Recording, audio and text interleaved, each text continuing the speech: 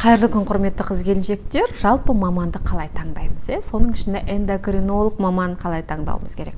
Эндокринолог жалпы біздің гормондарымызды тексеріп отыратын, сол гормондарды өндіретін бездерді тексеріп отыратын маман.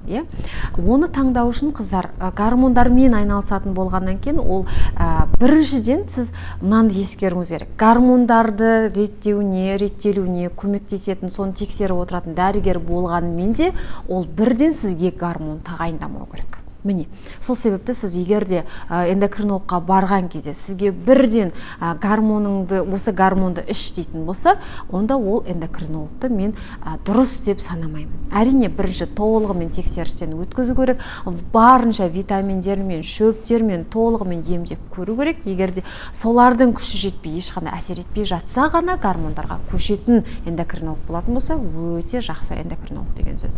Сонымен қатар эндокринологқа барған кезде сіздің салмағыңызды, бойыңызды толығымен сізді бір шешіндіріп тексеретін эндокринолог болатын болса, өте жақсы. Сол эндокринологты мен жақсы деп санаймын. Сонымен қатар эндокринологқа барған кезде сіз міндетті түрде тек қана тағайындаулар беріп қана қоймай, сіздің зат алмасуға көмектесетін, лимфа жүйелерінің қызметін реттеуіне көмектесетін сұрақтарын қойып, соған да тағайындаулар беретін болса, сол эндокринолог маманды мен өте жақсы деп санаймын. Сол себепті қыздар, эндокринологты таңдауда да сіз шатаспауларыңыз қажет. Міндетті түрде осы категорияларды байқап, егерде көңіліңізден шығатын болса, осы категорияларға сәйкес келетін болса, онда ол осы сіздің эндокринологыңыз деп санаймын. Дендеріңіз сау болсын.